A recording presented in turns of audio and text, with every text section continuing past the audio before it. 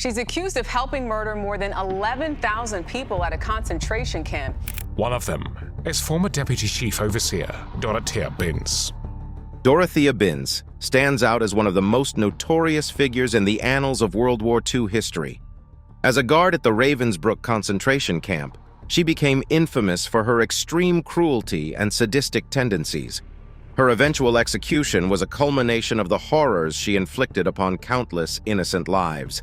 This video delves into the life, crimes, and execution of Dorothea Binz, shedding light on the darker facets of human nature during one of history's most tumultuous eras. Dorothea Binz was born on March 16, 1920, in the small town of Dusterlake, Germany. Her early years were set against the tumultuous backdrop of a post-World War I Germany, a country grappling with the economic hardships and political turmoil of the Weimar Republic. As Binz matured, the rise of the Nazi Party and its ideologies began to shape the nation's landscape. These ideologies, infused with vehement anti-Semitism and a fervor for Aryan supremacy, undoubtedly played a significant role in molding Binz's perspectives and life choices. Little is known about her early family life or educational background. What's certain is that by the time she reached her late teenage years, the political atmosphere of Germany had changed dramatically. Adolf Hitler's Nazi Party had consolidated power, and the country was rapidly moving towards a state of totalitarian control. In 1939, as Germany plunged Europe into the Second World War, Binz chose to become a part of the SS, the Schutzstaffel, an organization known for its fierce loyalty to Hitler and its leading role in the implementation of his racial policies. Joining the SS meant undergoing rigorous training and embracing the Nazi ideology wholeheartedly. It was within this training that the seeds of her cruel future were sown. As a young woman in her late teens, Binz was initially sent to Ravensbrook concentration camp as an Aufseherin, or female overseer. Ravensbrook, located about 50 miles north of Berlin, was the largest concentration camp for women in the Nazi regime. Initially, Binz's role at Ravensbrook was limited to menial tasks, but her zeal for the Nazi cause and her apparent indifference to human suffering quickly caught the attention of her superiors. It's challenging to decipher the root causes of Binz's sadism. Some historians argue that her brutal behavior was a result of the dehumanizing environment of the camp, while others believe it was a manifestation of her internal beliefs, ingrained from a young age. There are also theories that suggest Binz, like many others in positions of authority within concentration camps, used her power to compensate for feelings of insecurity or inferiority. The lack of comprehensive details about her childhood makes it difficult to pinpoint any early indications of her later heinous acts. Nevertheless, a common thread in the testimonies of survivors and the accounts of her colleagues is the portrayal of Binz as a woman who relished her position of power. It's speculated that the hierarchical structure of the SS and the concentration camp system provided her with an opportunity to exert control and dominance in ways she might not have been able to in other settings. When Dorothea Binz first stepped into Ravensbrook, she was one among many Aufseherinnen, or female overseers, serving the SS. Ravensbrook, primarily a camp for women, had a unique environment. While the cruelty and dehumanization common to all concentration camps persisted here, there was also a particular dynamic stemming from the all-female inmate population and the largely female staff of guards. This setting, combined with the SS's strict hierarchy, created a competitive atmosphere where guards could rise in ranks through demonstrations of loyalty and ruthlessness. Binz's entry into the camp in 1939 marked the beginning of a career characterized by sheer cruelty and a zealous commitment to the Nazi cause. From the outset, she displayed an unusual dedication to her duties, often going above and beyond her designated responsibilities. Her ability to suppress any hint of empathy or compassion made her stand out. It wasn't long before Binz was recognized for her efficiency and began her ascent through the ranks. By 1942, Binz had been promoted to Stellvertretende Oberaufseherin, which translated to Deputy Chief Overseer. This role placed her second in command under only the Chief Overseer. In this position, Binz was given more autonomy and was responsible for overseeing the internal operations of the camp and supervising other Aufseherinnen. With increased authority came increased brutality. Binz was known for carrying a whip, which she frequently used on the inmates without provocation. Her punishments weren't just physical. She was known to use psychological tactics to instill fear and maintain control. It was said that her mere presence would induce palpable tension among the prisoners. They had quickly learned that she was unpredictable, and even the smallest perceived infractions could result in dire consequences. In 1943, after the execution of the then chief overseer Johanna Langefeld, Binz was promoted to the position of Oberaufseherin, or chief overseer, a role she would hold until the camp's liberation in 1945. This promotion solidified her status as the most powerful woman in Ravensbrook. As the chief overseer, Binz had direct control over all female guards and played a pivotal role in the daily operations and administration of the camp. Her time as Oberaufseherin was marked by intensified horrors. Binz was known to conduct random inspections, often in the early morning hours, where she would mete out punishments for the slightest infractions. She was also intricately involved in the selection processes, determining which prisoners would be sent to their deaths and which would continue to endure the torturous conditions of the camp. In the bleak confines of Ravensbrook, fear of punishment and torture was a constant presence for the camp's inmates. Dorothea Binz, in her various capacities at the camp, was not just a passive observer of this system, but an active participant, and often its instigator. Her methods of torture and punishments ranged from physical violence to psychological torment, each carefully designed to degrade, dehumanize, and break the spirit of the women under her watch. One of the most immediate symbols of Binz's authority and cruelty was her whip. She was frequently seen carrying it, and was known to use it with little or no provocation. Prisoners could be whipped for minor infractions, such as not standing straight during roll call, speaking out of turn, or simply for catching her eye at an inopportune moment. The arbitrary nature of these lashings instilled a perpetual state of anxiety among the inmates, never knowing when or why the whip might come down on them. But physical beatings weren't limited to the whip. Binz was also known to use her boots to kick prisoners or stomp on them. Some survivors recall her walking through the rows of prisoners during inspections, delivering brutal kicks without warning. These unpredictable assaults ensured that prisoners lived in a constant state of fear, anticipating violence at any given moment. Beyond direct physical violence, Binz employed a variety of torture methods meant to break a prisoner's will. One of these was the infamous standing punishment, where inmates were forced to stand for hours, even in inclement weather, without moving. The sheer exhaustion, combined with the humiliation of such treatment, was designed to wear down the mental resolve of the prisoners. Water torture was another method employed under Binz's watch. Prisoners would be submerged in icy water, held down until they were on the brink of drowning, only to be pulled out and subjected to the ordeal all over again. This terrifying experience was not only physically painful but also psychologically scarring, instilling a sense of helplessness and absolute terror. For prisoners who were deemed particularly troublesome or defiant, solitary confinement was a punishment of choice. Alone in the dark, often without proper food or water, these women would be left to contend with their thoughts and fears. The isolation was maddening, and the lack of human contact or even basic stimuli often had long-lasting psychological effects. The interactions between Dorothea Binz and the prisoners at Ravensbrook were marked by an atmosphere of palpable dread. For many inmates, encounters with Binz were synonymous with brutality, humiliation, and fear. Her behavior towards the prisoners was not just a result of her role as an overseer, but seemed to spring from a deeper well of personal animosity and sadism. Binz's regular rounds in the camp became a source of anxiety for many.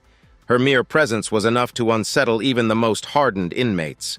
She would walk through the barracks, her whip in hand, inspecting the living conditions and the prisoners.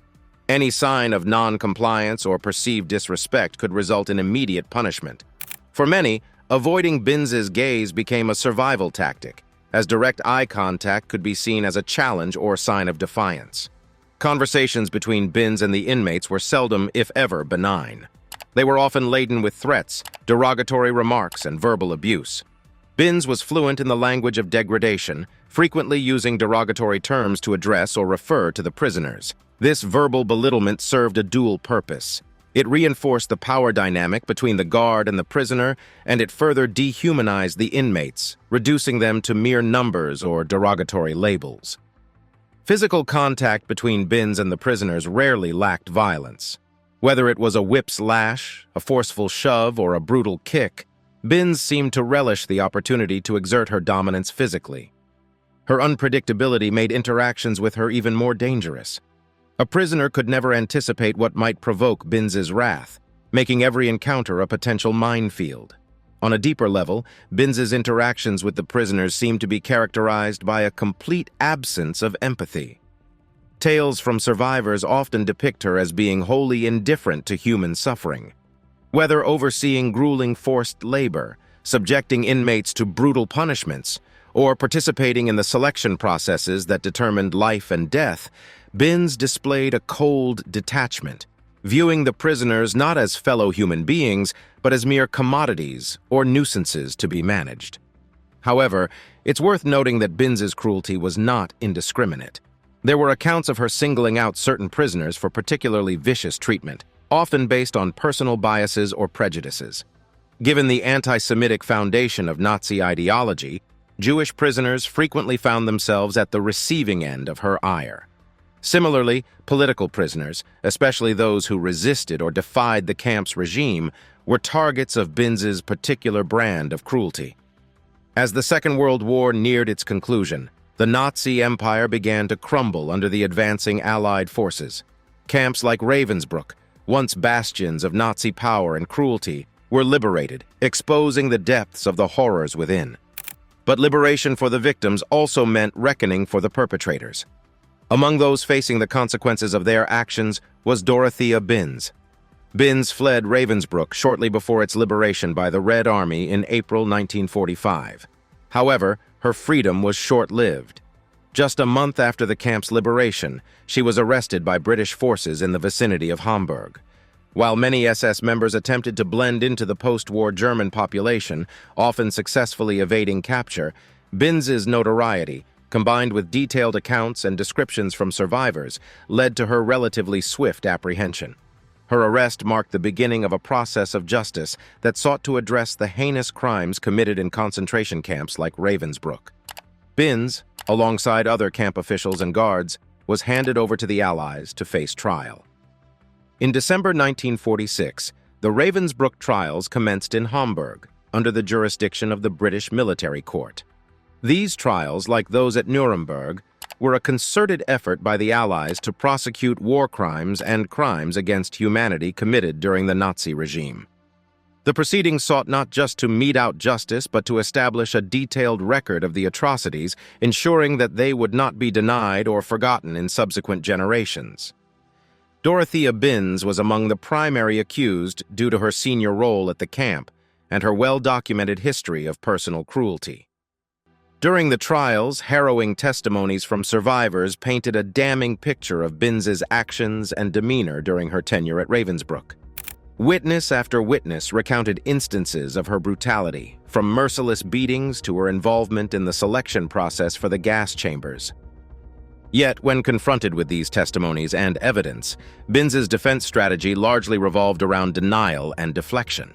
She often downplayed her role in the camp's operations, suggesting that she was merely following orders or that the witnesses were exaggerating or misremembering events.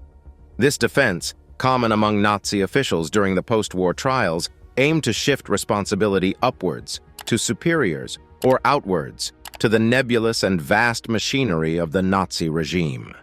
In the aftermath of the war and during the subsequent trials, survivor testimonies were instrumental in piecing together the grim tapestry of atrocities committed in concentration camps.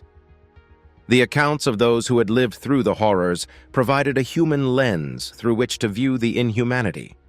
At the Ravensbrook trials, several testimonies were presented against Dorothea Binz, painting a haunting portrait of her cruelty and sadism.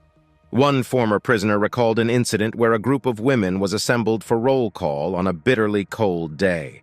As they stood, shivering and exhausted, Binz, noticing one woman's shoes were not adequately polished, ordered her to kneel on the icy ground. The woman was forced to remain in that position for hours, with Binz occasionally visiting to deliver a sharp kick or whiplash. Another testimony detailed the punishment of a woman who had been caught trying to smuggle a letter to her family. Dragged before Binz, she was brutally beaten, then sentenced to solitary confinement, all the while being berated and belittled by Binz for her supposed ingratitude and defiance. Many survivors spoke of Binz's unpredictable temper. One inmate remembered her whim leading to a severe beating simply because a lock of hair had fallen out of place. Another recounted an episode where a starving prisoner had taken a scrap of food. When discovered, Binz personally oversaw her punishment, ensuring it was excessively cruel, even by the camp's brutal standards. Yet it wasn't just the physical violence that survivors recalled. Several testimonies touched upon the psychological torture that Binz seemed to revel in. One survivor remembered being singled out by Binz and made to stand at attention for hours, never knowing if the next moment would bring a word of release or a blow from a whip. The sheer unpredictability of these episodes, coupled with Binz's evident enjoyment, made them particularly traumatizing. Perhaps some of the most damning testimonies revolved around Binz's involvement in the selection processes. Survivors recalled her cold demeanor as she participated in deciding who would be sent to the gas chambers or subjected to forced labor. One woman tearfully recounted watching her own sister being led away after a selection, with Binz's mocking laughter echoing in her ears. Dorothea Binz's conviction at the Ravensbrook trials, driven in large part by the weight of testimonies against her, culminated in a death sentence. This was an outcome shared by several other officials and guards deemed responsible for the atrocities at Ravensbrook. For many, the upcoming execution of such perpetrators was a long-awaited moment of justice, a symbol of retribution for countless lives lost and an assurance that such heinous crimes wouldn't go unpunished. The specifics surrounding Binz's execution were reflective of the gravity of her crimes and the broader context of post-war justice. Following her conviction, she was detained at Hamlin Prison, awaiting the execution of her sentence. This period, undoubtedly fraught with tension, saw Binz coming to terms with the imminent end of her life. While reports about her demeanor during this time vary, it is generally accepted that the reality of her situation deeply affected her. On the morning of May 2, 1947, Dorothea Binz faced her final moments. She was executed by hanging, a method employed for several of the convicted war criminals of the time. The setting was somber and devoid of any fanfare. This was not an event celebrated, but rather a grim necessity of justice. Witnesses present at the execution reported that Binz, like many before her, was composed yet visibly shaken. The gravity of the moment, the finality of it, was palpable.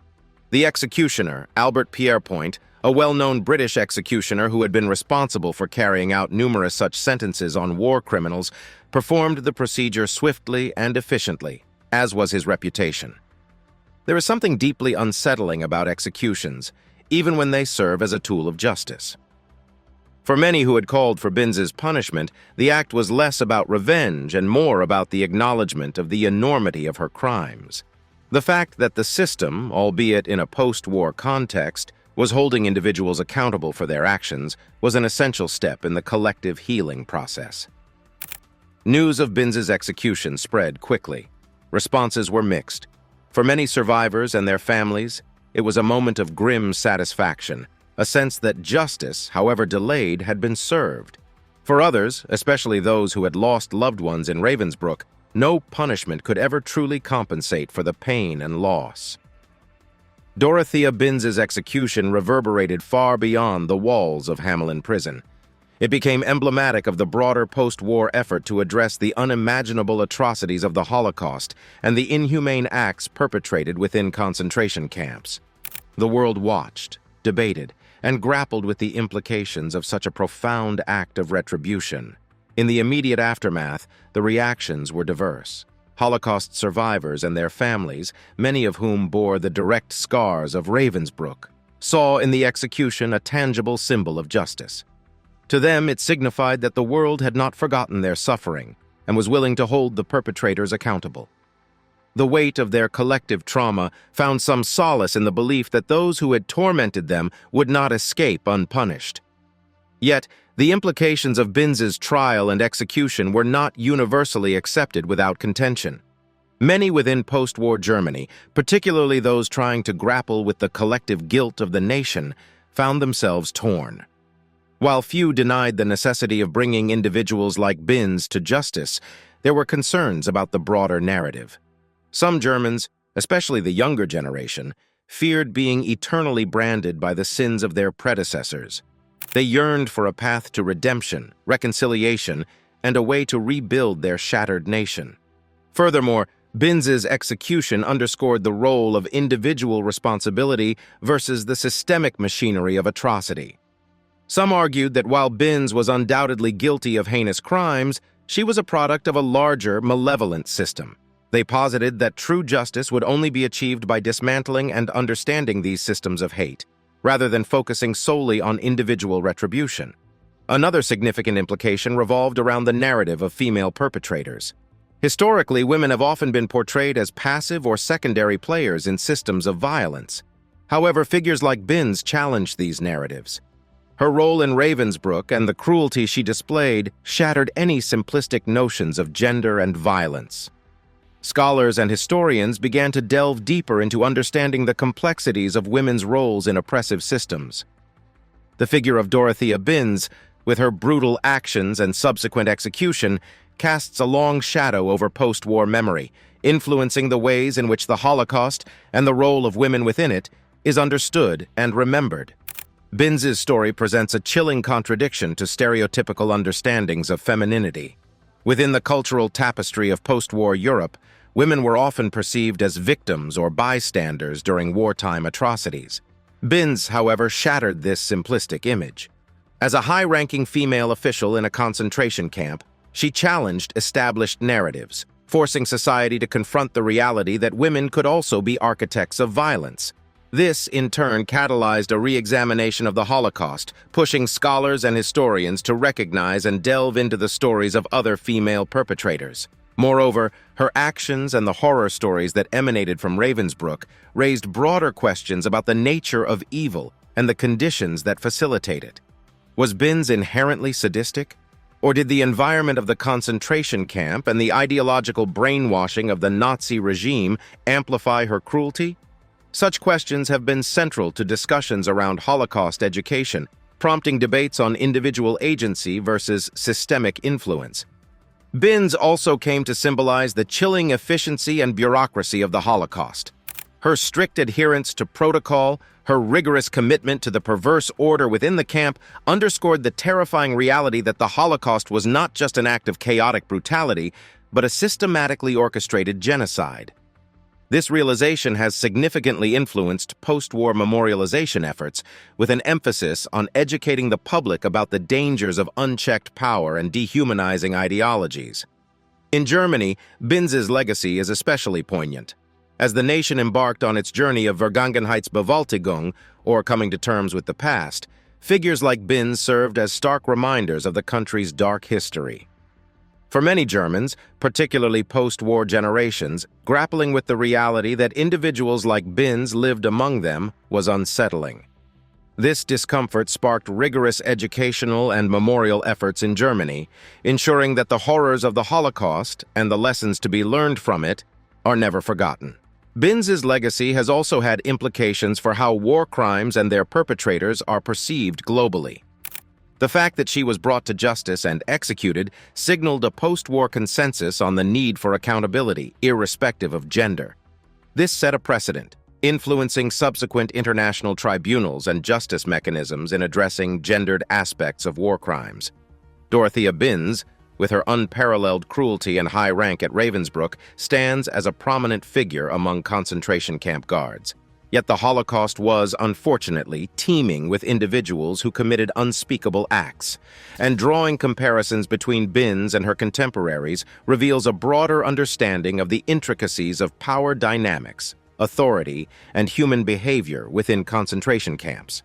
One of the most infamous figures akin to Binz was Irma Grace, a guard at Auschwitz and later Bergen-Belsen.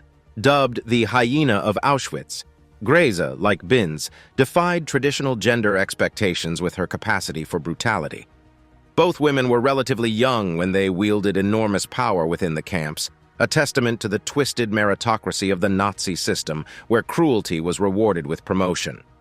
Grace and Binz also shared a certain pride in their roles, often using their authority to inflict pain and fear as a means of control.